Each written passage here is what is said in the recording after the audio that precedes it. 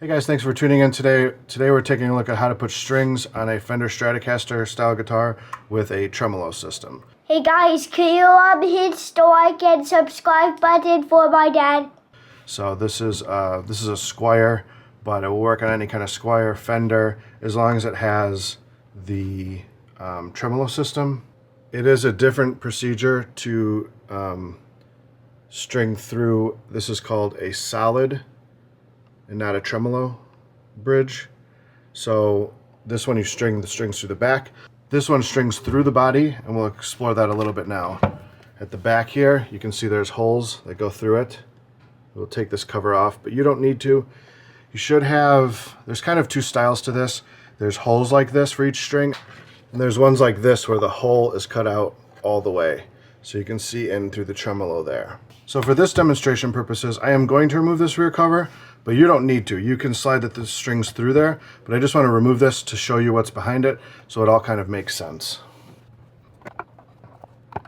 And the two things you want to take care of while you're using tools on guitars is that you don't slip off and jab it into the body. That's a mistake that a lot of people do, and they'll get like a tool mark into their guitar.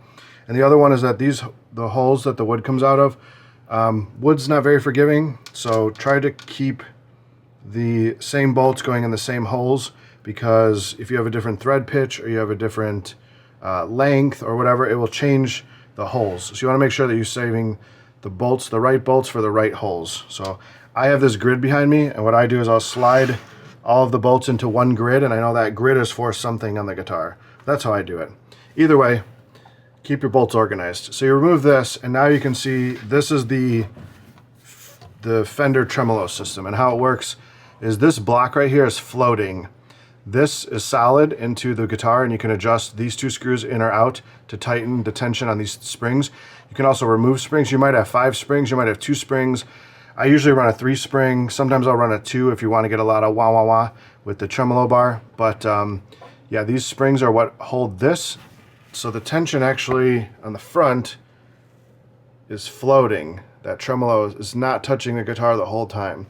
And what it does hold it is on these 6 screws. Some have 2 screws, some have all 6, but it's holding right there, and you can loosen these so you can get more float out of your bridge.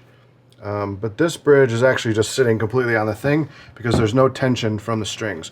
Once the tension comes on, it will lift this bridge off just a bit, and again, you adjust that by these 2 screws here to give more tension on the springs, or you adjust the amount. You know, new springs, older springs, all have different tension. You can put it in any hole. You can mess with this however you want. There's no right or wrong way. Every player has a different preference, but that's how the tremolo system works. This block right here is just floating in that cavity. That's why the cavity is so big. So when we're looking through this way, the string holes are these holes right there. That one, that is the low string, and this is the high E string. So you want to go fat string on this side all the way down to the low string. And if you put the guitar upright, like you're playing it, again, you want to have the fat on the top. So the best way I found to put strings on a guitar is you just take the strings, you go abracadabra. No, I'm just kidding. That would be nice though, wouldn't it? So we're going to have to do this manually. Right here I have a set of regular slinkies. These are a size 10. And in string gauges, you measure this number usually, is how you say it. 9, 10, 12s. There's different gauges. So this will be the fattest string, and that'll be the thinnest string. Usually the lingo of strings is based on the lowest string. So these would be slinky 10s. So these are regular slinky 10s. 10 is smaller. Smaller means easier to bend, easier to play, a little bit lighter. If you're a newer guitar player, you go with a lighter string. 9s are really light. Some people, I think a 10 is a really good balance for most players. Most players, unless you like really heavy music or you're playing like really dark, heavy music, you want a nice fatter string. That would go with 12s or something like that. But generally, 10s are a pretty good place to start. So you just open the package like any other product.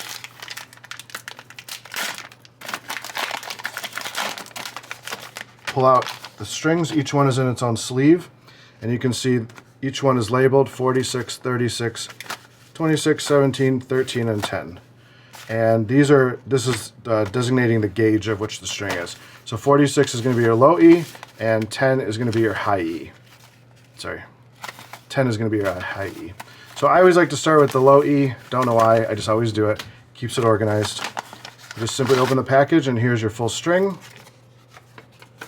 Discard the paper and you just kind of flip that around, and out comes your dangly, windy string. So you have a ball end on this side, which is what prevents the string from sliding through.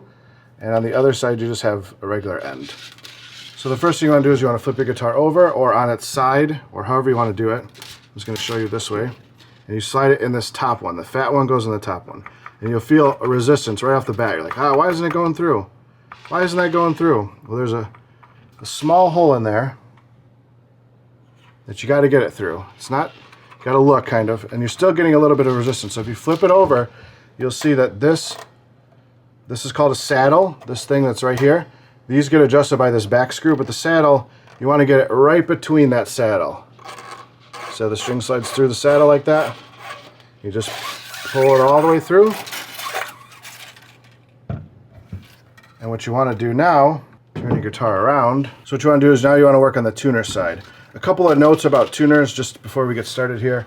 One thing I always recommend is if your tuners are non-vintage, let's call it, you could get a 10mm wrench and you just kind of put it over these nuts and you give them a little tighten.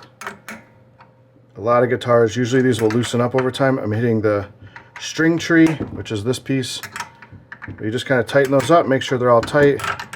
I like to use the 12-pointed side of a wrench because it doesn't grip as well. It kind of rounds the bolts before you can torque them into the wood. But if not, you could just use a regular wrench. You just want to make sure that these are snug. They don't have to be over tightened, but you just want to make sure that they're not loose.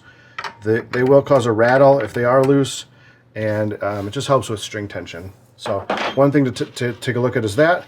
But what you're going to do now is, now that you have your string through here, you're going to slide it through the little hole that's in there. I think that's self-explanatory, right? It goes through the hole, and you're going to, this is called the nut, and you're going to put it through the nut right about there, right? Is where you want it to go. But this is all the way tight. So what you're going to want to do is you're going to want to pinch at the nut, and you're going to want to slide this back to the first fret. That's about enough length, what you need. What I like to do is I like to kink the string then around this, just kind of like a 90-degree kink, like that, right? And then we're going to put this over our hand, just like that, and we're going to start tightening this counterclockwise. So I'm going to the left. There are lots of tools and string winders and drill trucks like this. There's a lot of different ways to tighten this, but I'm just going to show you with no tools how to do this. So you just turn, and you want to make sure that this string is going over the top of this string that you have down here. And you just kind of hold a little tension to it as you twist.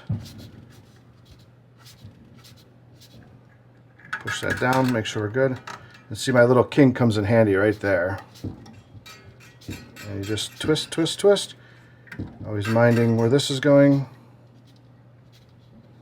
The other thing is you want this string to be going underneath the other one, the last wrap, making sure that this goes under it. If you get about 2 wraps, you're pretty good. This also does not apply to locking tuners. This is just regular tuners. So there were two full wraps. I'm probably going to get another third in here.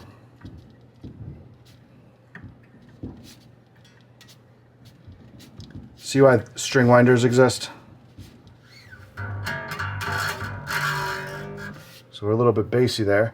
Now this is about the only tool you're going to need is some kind of snips. I have a side snip, which is a very uncommon tool. This is from like 1938. This is my grandfather's dad's, so my great-grandfather's tool. But you come in here and you just snip the rest of that. Nice clean snip. You can use any kind of snip that you have, and you'll be left with a piece of string like that, which is just garbage. So now you've got your first string on, and you just want to tune it up. Now that your first string is on, it's still a little bit loose, and that's going to be okay. But what you're going to want to do is you're going to want to pull it, and you're going to want to just stretch it. Just get a little stretch. I like to go in a circle. Just pull a little stretch out of here. Create a little tension in there. And listen, already super low. So you're going to tune it up, and you're going to just stretch. Now the strings probably are not going to be in tune, and they're not going to hold tune until you play it for a while. So as you put new strings on, I mean, really quality strings, you should be okay. The more you stretch them, the better it's going to be, but you're just going to have to keep tuning up with new strings. The other thing I want to say about this is before you put strings on, you do want to do some fretboard maintenance. That will be in a totally separate video that I put up if you do want to check my channel. Eventually I'll have that, but basically all you're doing is you're cleaning off the surface of the metal frets here, and you're conditioning the wood here. There's a few different products that you can use. That's a little bit more in depth. This is just changing strings. So I did want to say there is some more maintenance that you can do while your strings are off, such as cleaning your fretboard. You don't want to use household cleaners. You want to stick with something that's made for wood. There's lots of different stuff. You can use something like a feed and wax polish. You can use something like guitar polish to clean it. You can do guitar cleaner, something like this to clean it. And then what I use to condition my fretboard is mineral oil. I use steel wool, and I have this tool right here. So you take this thing and you put this over the fret so you don't damage any of the wood as you're cleaning the frets off. A little bit more advanced. This isn't where you're going to start. If you're just changing strings, this is the right video for you. I just wanted to say while your strings are off, you can do some maintenance here. There's also a couple tricks you can do with the nut.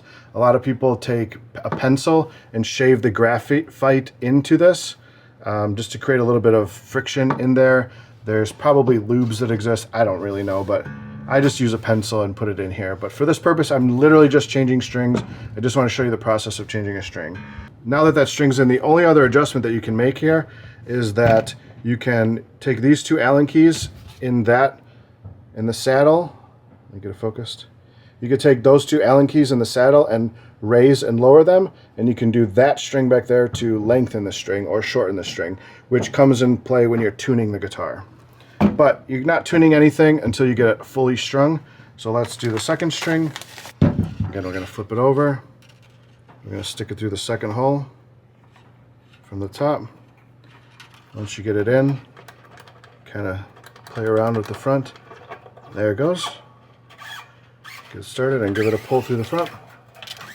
Put it all the way tight.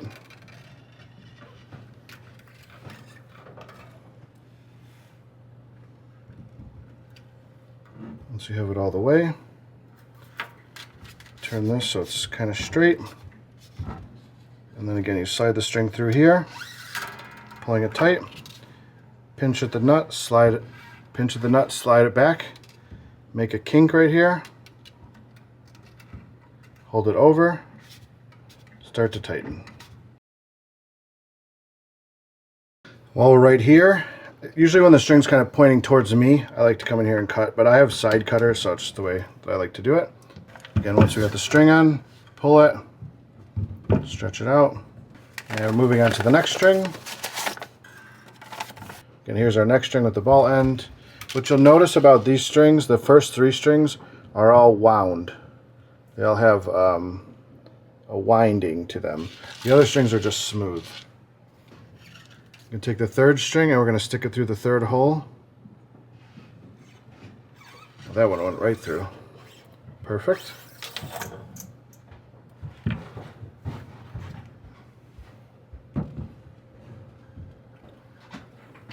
And again, turn this, slide it through there, grab here, pull back a fret, pinch. This one goes under the string tree here. So these things are called string trees, and what that is a break angle from the nut to the string tree. Puts it at more of an angle than the neck is actually shaped for. So they add these little string trees to create more of a break angle. Some technical stuff, but just so you know what they're there for. You do want to use them. I'm going to speed this up with my drill. I think you've watched me tighten these enough.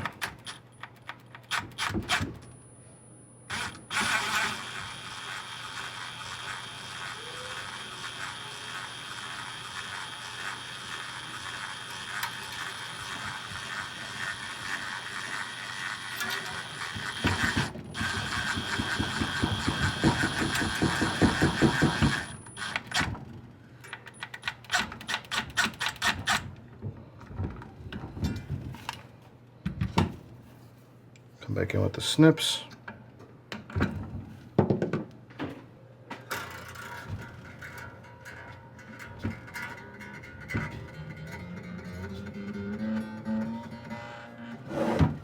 stretch.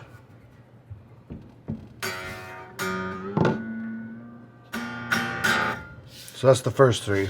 Again, these first 3 are all wound strings, and the next 3 are going to be just smooth strings.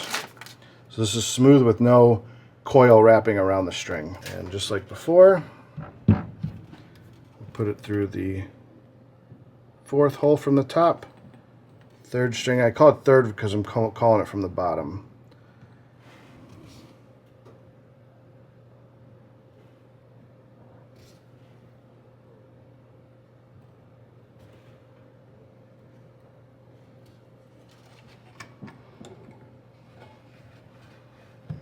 That one don't want to go in so well.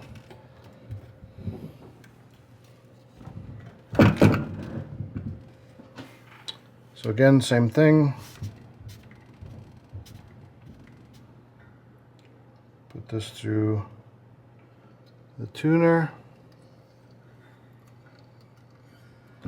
under the string tree, pull it 1 fret back, make a kink. You pretty much got the whole process now.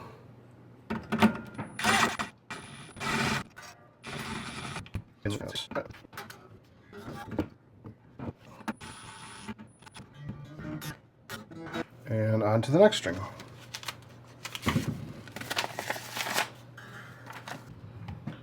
Come from the back, go through this bottom one, second to the bottom one. What I'm doing here is I'm turning the tuner so that the hole is about this way. So when I stick that through, it comes out. Oh, it flies everywhere. No, when I go through,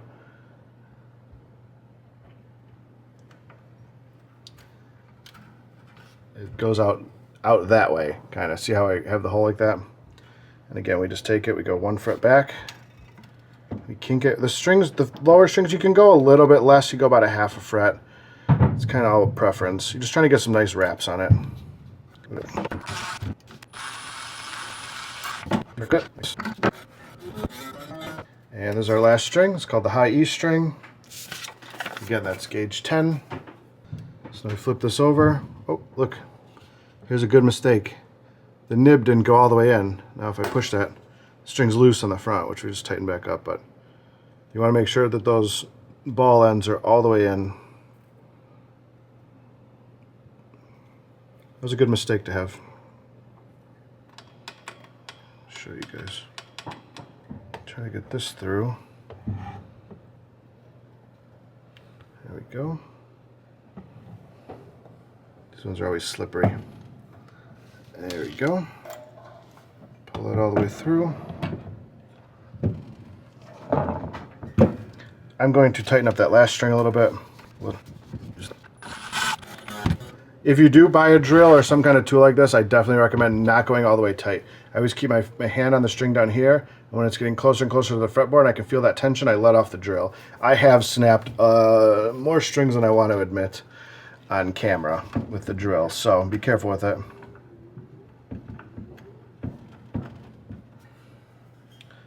This one we slide through. I'm only going to come a 1/2 back on this one because this string is so small. So now that this guitar is fully stringed up, there are some more adjustments that I do need to make. I have totally stripped this guitar down, cleaned up underneath this cavity, did all this work to this guitar. This is just my final step on this one. So my strings are very flat. My bridges, my saddles are all just the same height. And you want to match the radius of these saddles to the radius of the fretboard. The fretboard has a roundness to it, and you want to match these saddles to that, which is a whole other video. But generally, your guitar should be kind of set up. These ones, though, will want to go down lower. These ones will be down lower, and in the middle, it'll make like a bridge, you know.